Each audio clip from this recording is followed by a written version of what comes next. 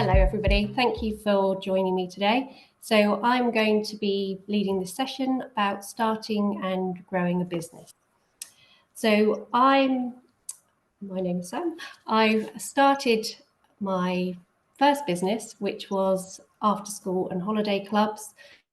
And I grew that business before successfully selling the company in 2019. And at the time of selling, we had 17 clubs, which were after school, holiday, and breakfast clubs for children. And at the point of selling, I had 17 clubs with a staff team of 150, with over 3,500 children attending regularly, and a turnover of 1.5 million. So it had grown to be quite a large organisation. I now run Hexagon Hive, which is, I now share my knowledge, expertise, and experience of running an organisation which was a purpose, people organisation, and help people to grow their businesses and to make them great places to be. So I'm all about getting it right for everybody. So for the team, the customers, and for yourself as the business leader as well. So it's about a holistic approach, and just trying to make the best business that you possibly can. So through this session today, I'm going to be talking about my journey from being a founder right the way through to selling the business. So that's the area that I'm going to be looking at. And I've been through all stages of the entrepreneurial journey, and that's what I want to share with you, and my learnings. So my story plus my learnings along the way. And my approach is all about being holistic and having the focus on people there as well. So I currently live in Hove, and I'm really pleased to be able to be part of the Launchpad Collective to deliver this session, to help all of you to help to start and grow your businesses. So how did it all begin? So I went traveling, and this is a picture of me at Annapurna Base Camp with my friend Sarah. So that's in Nepal. And we went traveling, and I was away for a year and had an amazing time. Traveled to Australia, New Zealand, and then through to India, Nepal, and into Southeast Asia as well. And whilst I was away, prior to going traveling, I'd been a teacher, so a primary school teacher, which I'd really enjoyed being a primary school teacher. But I wanted something else. My parents had owned their own business. And I think growing up, I always sort of thought, maybe one day I'd have my own business. So whilst I was traveling, it was a really good opportunity to spend some time and really think about what I wanted to do. So whilst I was lying on a beach in Goa, I was really thinking about what were the things that I was currently good at. So I think it really helps when you're starting a business if it's something that you know. So I came up with the idea initially of a tutoring agency. So we're getting some teachers together and to tutor children after school and in the holidays. So this idea, I came back to the UK, and I was very lucky because I was able to continue teaching whilst I started. And I think there's something there that is really beneficial. If you can work alongside those early days of starting your business, then it's really helpful, because obviously you've got money coming in as you start to grow your business. So I continued to teach. I was doing the tutoring. I was getting other tutors to come on board, and the business was slowly growing. When this was in 2000 that I started this business, in the summer of that year, there was an article, and it was one article in the paper that made me come up with my next business, which was the after school and holiday clubs. So the article was talking about how children fell back over the school holidays. So learning, when they went back after a 6-week break, that their learning would have gone back like maybe 6 months to where they were prior to when they left in July. So I thought, I know what I can do. I can gather my teaching friends together and create a holiday club. So over the school holidays, my plan was that we would have the children coming in, and all of the activities would be about learning through play. So that's what I did. I approached a school and said, can I hire your premises over the school holidays? And the very first day I had 4 children turning up, and I got my friends to come along who were teachers, and we ran the holiday club over that summer holidays. And the numbers slowly built up as those 4 children, by the end of the holiday, it must have been sort of 20 children coming. So it was word of mouth and sort of promoting it, and more children came. So I thought, actually, there is something in this. And I'm now going to, so that's how I came up with the idea. I'm now going to talk about the early days. So that was the very beginning. So in the early days, I'm starting very small. So I had this one club. I was still teaching at this point. So I was still doing 2 things. And I was still doing the tutoring agency in the first place as well. So in these early days, I started that club, and then we moved to a school that had bigger premises, because I thought, actually, we need to have more outside space. So we went to a location which had better space for the children. And so I was running the holiday club there.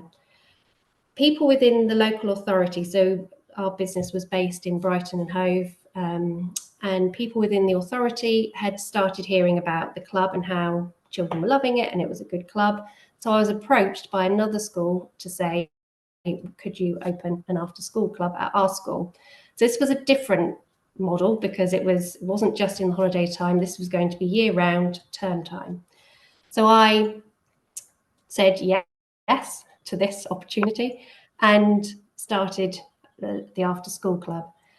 And then I kept being approached more and more by different schools. In a very short space of time, I had 6 clubs that I was running the after-school clubs from. So because I kept saying yes to these opportunities, and they were being successful. So at the time, there was a push from the government for more childcare places for children after school. And at the time, the government gave grants as well to help to start the business. So every new club, there was able to be a grant as well, which would help in the process of those early setup costs. Because setting up any business, you often incur costs that can be detrimental. If you can't build up the customers quickly enough, then the business isn't going to be successful. So those early days was all about growing and going with the growing. But behind the scenes, with all of this, I was doing everything. So I had everything set up at home, and I was working all the hours doing every aspect of the business. So all the bookings, marketing, promotion, accounts, recruiting, planning what was actually happening within the clubs, dealing with all the customers. So every aspect of the business I was doing, and I would just employ people to come in for the delivery time. So from 3 till 6, or in the holidays, a full day. So from 8 till 5:30. But I was, doing everything. And I think, again, that's what entrepreneurs do, is that you take on every aspect of every role, because you need to, because you can't afford to pay for those functions at that time.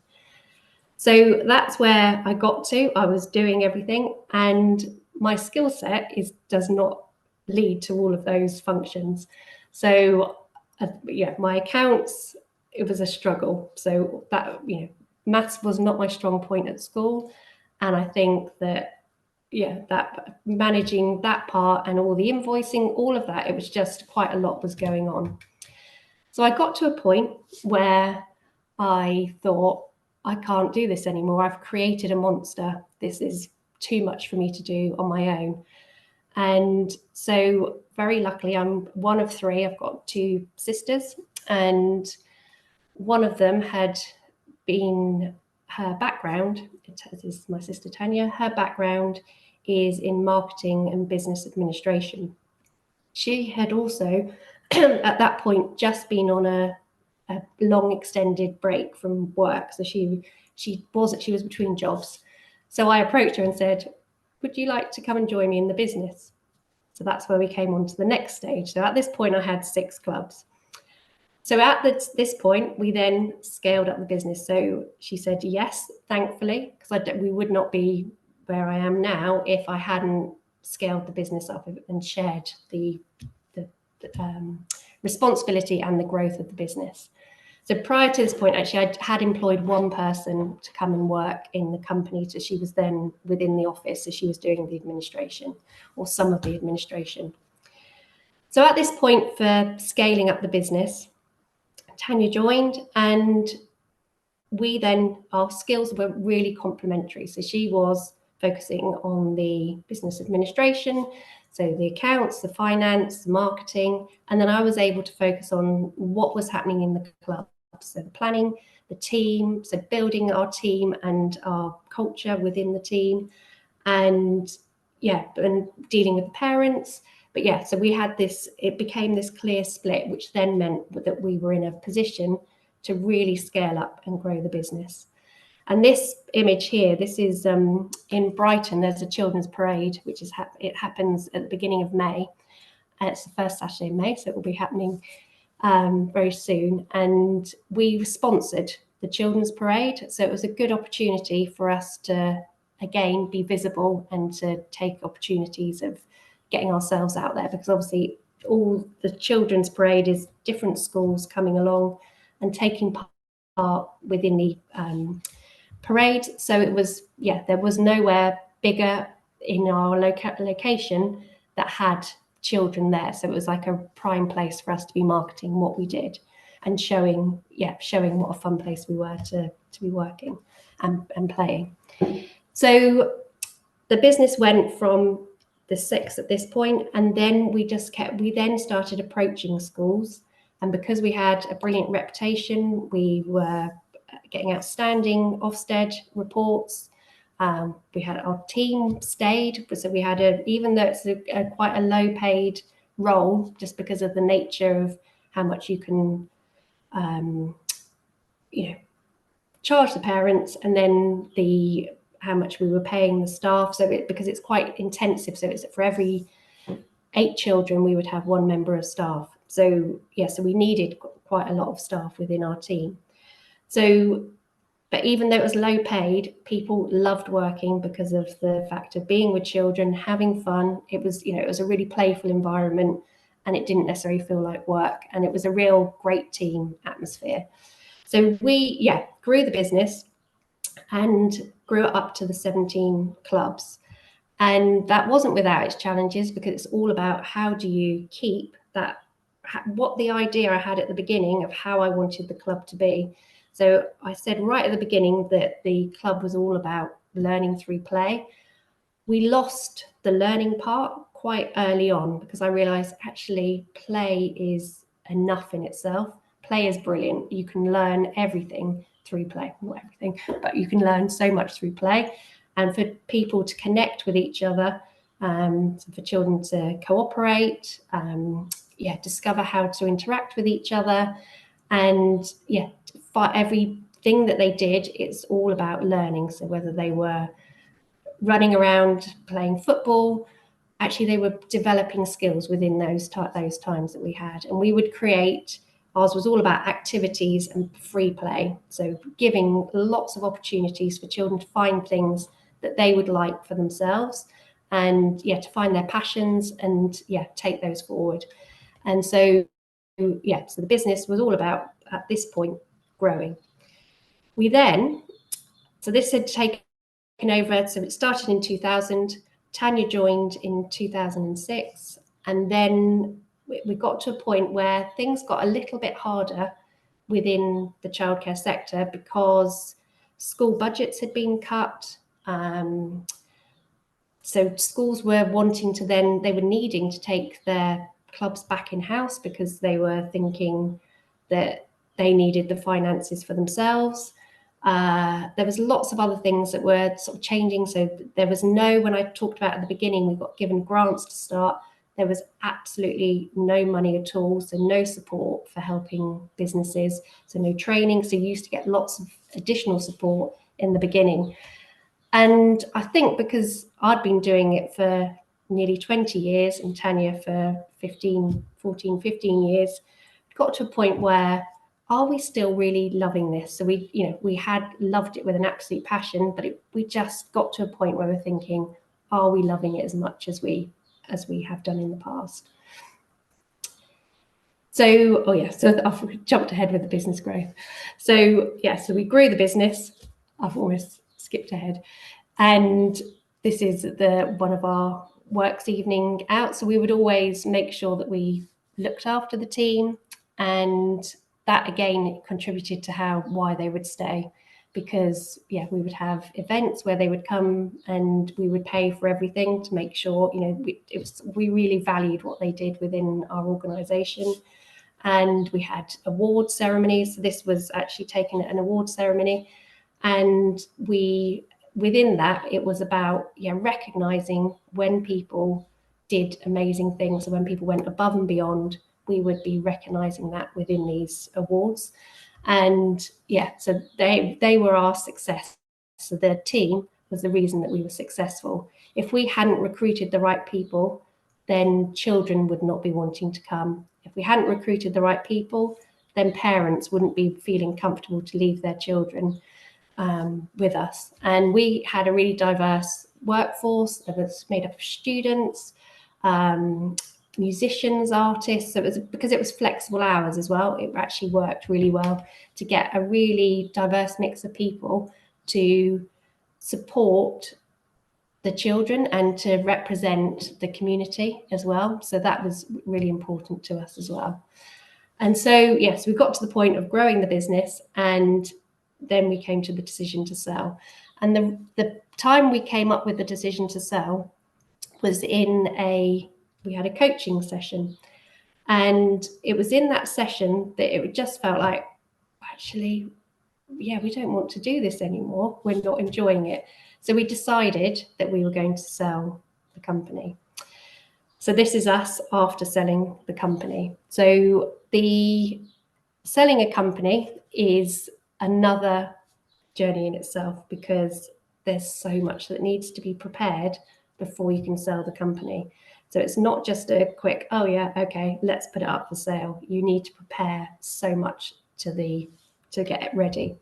So in terms of us preparing, we decided to sell in the October, and the sale actually went through in the December. So we approached a couple of people in September that we knew, and one of the organisations took on our organisation and took it into theirs. But there's so much preparation in selling. So we had to get all our documentation together, then the legal process that goes alongside it. So I don't think we'd quite realised how much work was involved. And somebody had told us it takes 6 months. And so that's why we thought, right, October, we'll put it on the market to then sell for the end of the financial year. And so that's the part that took the time. The other bit that we hadn't anticipated, we obviously had grown this staff team, and it wasn't just the people within the club. We had 15 people working within our office. So we were working with people every day. And within the office team, we had, at that point, we had an HR manager, a marketing manager, operations manager, and then all the administration staff, and then the area managers for each of the clubs as well. So this team had become quite a large team, and they were people we were working with every day. And I think we'd undervalued we knew it'd be hard, but it was really hard to sell the business and to see people that you've been working with day to day. And luckily all their jobs were protected. So that's what the person had told us, that all their jobs would be safe going forward. So that's why we went with the person that we went with. So we knew that it would be continuing, but without us there. So we would be stepping away.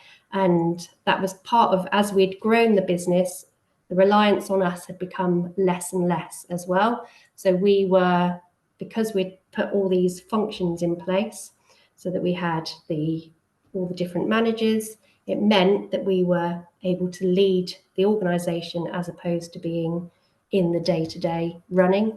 So it's that, again, stepping back. So when I think back to the early days of me doing absolutely every function, that is the bit that changed, because it was like, right, actually, let's get experts in to manage each of these functions.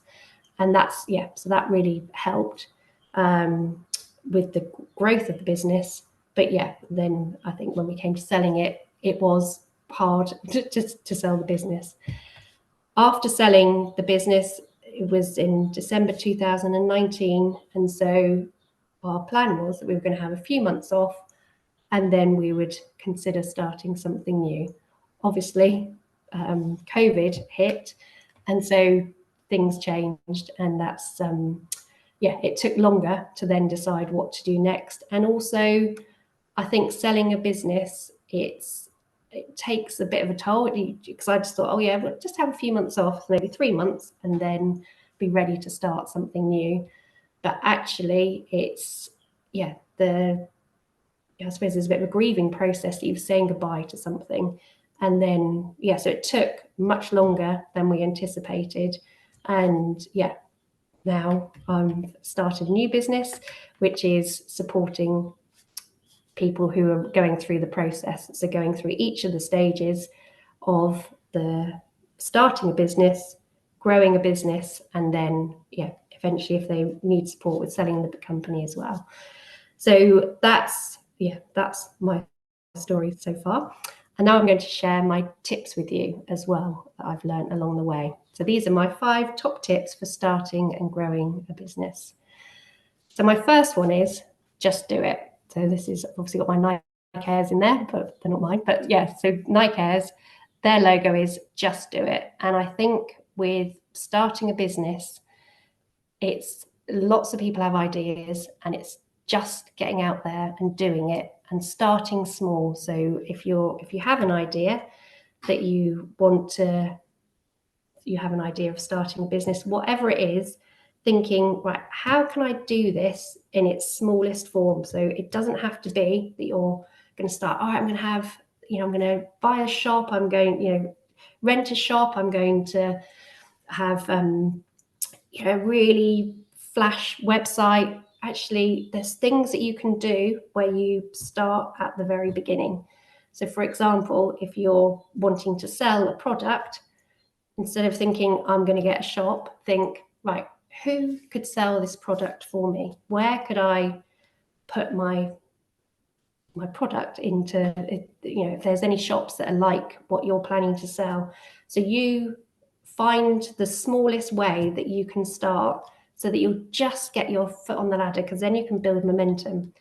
And I think in terms, talking about websites as well, if people feel like, right, I'm going to have to spend 15,000 on a really expensive, get the best designer in to do my website. Actually, in the beginning, find a way. There's so many web packages that you can do a website yourself, or find somebody who's, there's online searches where you can find people who do things for, much more reasonable price. But it doesn't have to be the spending loads of money. So it's like thinking about, right, what can I do in those early stages that's just trying it out. So if you're running classes, right, I'll just try this one thing out here, and this is where I'm going to sort of promote it. And I think thinking back to me with my 4 children, so I'd put flyers into all the schools beforehand, and to have 4 children on that day, I might have thought, it's not worth me running. But I stuck with it, thinking those 4 children will grow, and I'm just going to keep doing it. So even if I lose money over this holiday, I'm just going to keep doing it, because it's testing and proving a process, proving that something works. And hopefully word of mouth will get around, and the business will grow, because it's going to steadily grow. So that was one of the key things, is right, just do that small thing. So how can you trial it in a way? Obviously some things, if you're producing you're making something, engineering something, that may be harder, because you've got to make something, it's building it. But just like, right, going right back to the beginning of that, right, what can I actually make? What can I do in terms of the prototype? So yeah, just step by step, and trying not to spend too, if you haven't got the money, don't spend too much in those first stages, and think, oh yeah, I can get a better website when I get to this stage, when I've got money coming in. But to start with, this is good enough. What I would suggest though is that branding is really important. So that's probably something that's worth investing in earlier, because you can still use the branding even if you're doing your own websites, you're making your own flyers, you're making your own social media posts, whatever it is, you can, if you've got those elements from branding, then you can, yeah, that's a good start. And that doesn't necessarily cost too much. I think it can be just a couple of £100 at the most that you could spend to get your full branding package as well. Okay, and then this is me. I was obviously talking about the people that we had within the team. So starting off, you obviously need to do every single aspect of your work that you need to do, because it's only you. If you're the person who's starting the business, you're the one who's there and you can't employ. So in those early stages, it's about doing the best that you can in each of those areas. So I wasn't doing, brilliant, amazing job at the, chasing payments. So, because I was so busy doing every aspect, but I got, I've got better and better and just spend time. So it's about investing your time as well. So if you have got an idea, knowing that you will be putting in lots of hours in those early days as well, to help make it happen. But just sort of thinking, I think if you've got a drive and a passion for what you're doing, then that makes it easier, because you really want to work on what you're working on and spending that time on it. But then getting those experts in as soon as possible. So as I said, by the end, we had all these different experts, and then you can just relax and think, oh, okay. And not being afraid to admit that what you're not good at. And I think some people can feel like, oh, if I get somebody who knows more than me about something, that, I need to show that I know the most because I own this organization.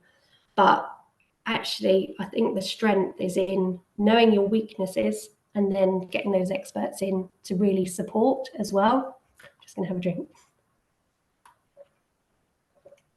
And then they can take over when if they've given full responsibility for an area of your organization, then it gives you the best opportunity to grow and to develop as well, because you've got everything in place at that time. So at your earliest opportunity, employ experts. And that doesn't mean that you need to pay out for somebody full time. So think about it. You might just want to, because of the way the world works now in terms of lots of freelancers, and because everybody's linked on social media. So if you're on LinkedIn looking and seeing, right, could I have somebody who just does certain functions? So in my new organization, again, because the administration side isn't my strength, I've hired a virtual assistant. So, and that can just be for a few hours at a time. So that is brilliant, because it means that you don't have to, you can pass on those things that you don't enjoy or aren't good at. And then as time goes on, then you could get to a point where you think, oh, right, I'm ready to employ somebody into my organization. But yeah, getting that expertise. So whether it is having this marketing, so there's lots of freelance marketers out there. So if you're thinking, right, I really don't know how to create this social media or an advertising campaign or a marketing campaign, then you can pay for those experts just for their expertise, which then frees you up to work on what your main part of the business is and what you enjoy doing. I think one really useful exercise as well is to think about what are the things that you love. So this can be within work setting, within your business, or in your personal life as well. So what are the things you love doing? And then what are the things you hate doing? And just having those things listed on a sheet is brilliant, because that can help you decide, right, this is where I need to get the support, and these are the things that I'm good at, and these are the things that I want to keep hold of. So yeah, if there's things that you love doing, then keep hold of those, but then pass on to the others, the parts that you don't want to do. Okay, and then this is about values at the heart of your business. So because our business was a family business and 2 siblings, there's a lot of research out, not a lot, but there's research out there that says that siblings who run a business together, their values, because they've grown up with their family values, run through the business more strongly. So because I was the founder, so any founder's personal values will be going through an organization, but the fact that we were sisters leading the company together means that we were aligned in our values, and so it was how we were brought up as children, then runs through into the organization. So thinking about when you're starting your business, your values, what are your values? What did you grow up with? What do you truly believe? And how do you want that? How do you want your organization to look? How do you want people to be speaking to each other? Do you want people to think, oh, this is very professional place to work? What is it that you want people to go away thinking about your organization? So in terms of the values that we highlighted, and it's integral that they go through the organization. So it's not just saying it. So you often see company values on, people display them, but you've got to actually feel it and see it running throughout the organization. So our values were about integrity, fairness, being one of 3. Our parents were exceptionally fair about everything, having the same number of presents. Everything that happened was about fairness. How we were treated, it was all about fairness. So that ran through into our company in terms of how we were very fair as employers and made sure that, everything that was happening, it was done with fairness in mind. So we wouldn't give somebody favorable treatment.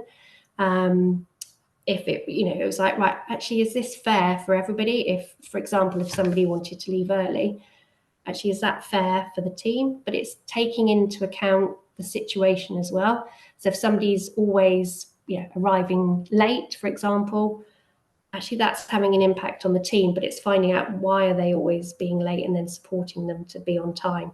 But it's about having the fair parameters around things that you do.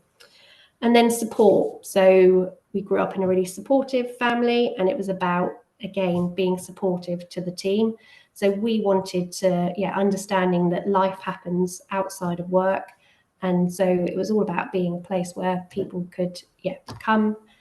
We wanted them to be coming into work, even, if things weren't 100% for them, but it was like, right, being supportive so that we could support them so that they could get through whatever they were going through. And then empathy and compassion, hard work as well. So that's another one within, it was about, as children, sort of, we helped in our parents' organisation. And so we would help out in our school holidays with magazines, doing whatever we needed to do. And that hard work then ran through.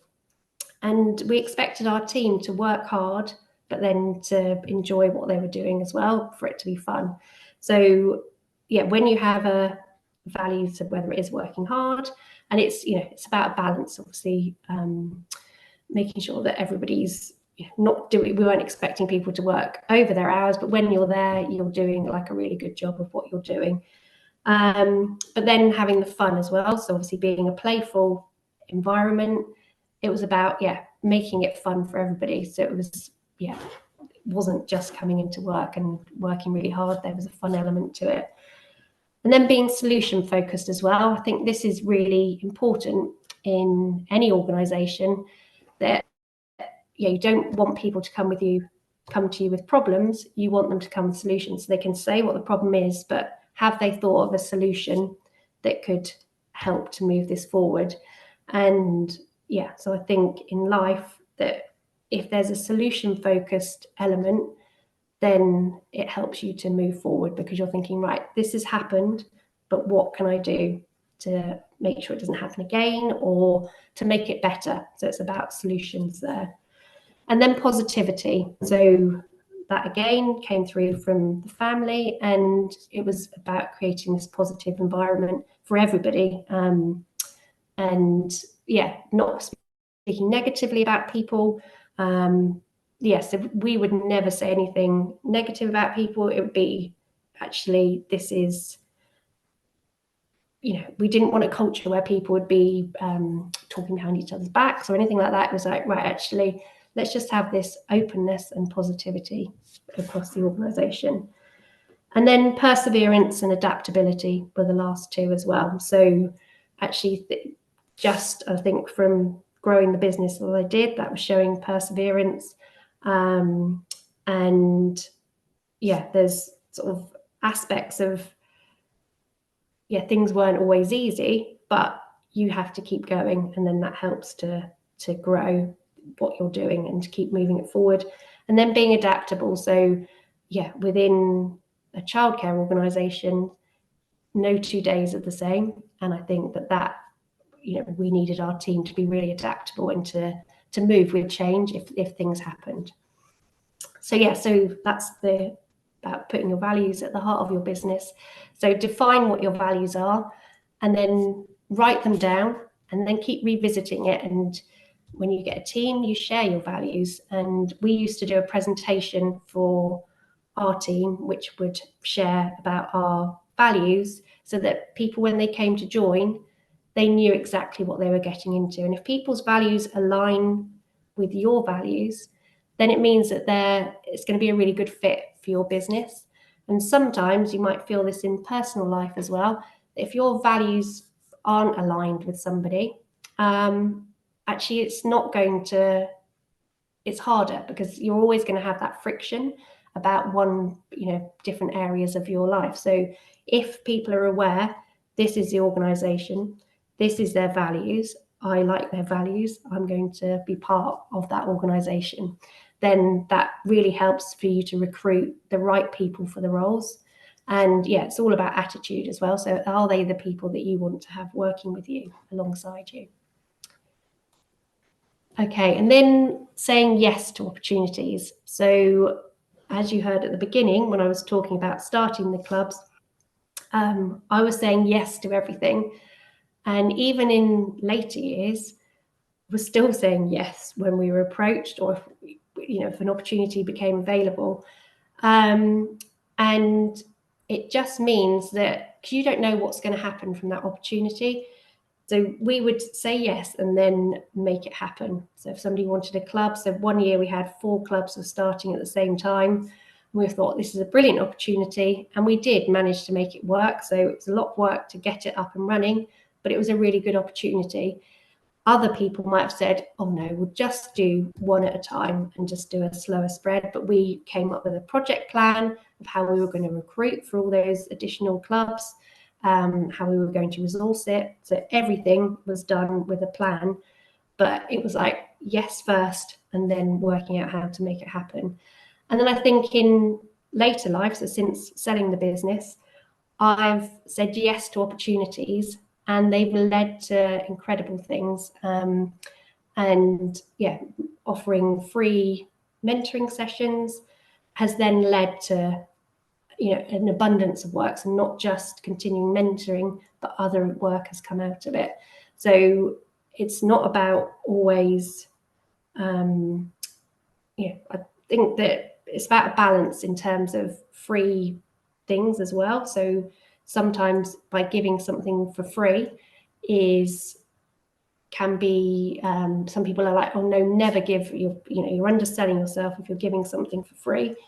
But I also think the flip side, that actually almost the more you give, the more you get back. So I think it's a reciprocal, and it's good if you're helping other people, or you're just trying something out, then it can be beneficial. So in those early stages, saying yes, because you don't know where it might lead to. And if you say no, you'll never know what that opportunity was going to be. And you can always say no at a later point as well. So if you say yes to something that comes along, you think, well, that sounds interesting, that sounds relevant to what I'm trying to do, then you can say yes. And you can always say no at a later date, that this isn't, actually, I don't think this is for me. But just saying yes to finding out more can be really important and beneficial. Okay, and then this one is about always being kind. So I think within an organization, kindness in life is never, it should never be underestimated. And if there's kindness within with your approach to starting your business, if it's about being kind is there, then it's going to build kindness, and goodness comes out of people being kind. So so it spreads, it's contagious. So if your organization and how you're behaving is done with kindness, so the choices you're making, even if you need to let somebody go because maybe they haven't been performing in the way that you wanted them to be, you've gone through a whole performance process, whatever it is, actually it can still always be done with kindness, because people will remember how things end as well. So even if it's something that hasn't been a positive situation, but if you're doing it with the right mentality, then it's going to make it right for you and for them. But actually, just taking time to think, right, okay, if there's a tricky situation, taking some breaths and then thinking, right, how can I deal with this situation in this moment? That's my one there, is about being kind. So to summarize, if you have an idea, just do it. And then know your strengths and weaknesses and what you enjoy. So I really would recommend doing that thing of what you love, what you don't love, strengths, weaknesses. Just put it down, do it now, and then you've got it. And your strengths and weaknesses some of them will be with you for life. Obviously, other things you can learn, certain things, but your strengths and weaknesses are there. So that's not going to change. So just aligning with what works for you. It's a brilliant exercise, and it just allows you to focus on what you really want to do. And then defining your personal values and how they will then run through your business. And that really does, another really useful exercise. Saying yes to opportunities. And I think that's, think out when somebody asks you something, and it can be in personal life as well, but it's like, oh, is this an opportunity? Is this something that might be beneficial? I might enjoy what I'm being offered. So saying yes if it feels like it's an opportunity of something else. And then, finishing with always being kind. So that is the end of the presentation. So if anybody has any questions, there on the screen is my contact details. So please do link with me if you want to ask any questions or connect in any way. Then I'll be happy to have a chat with anybody after this as well.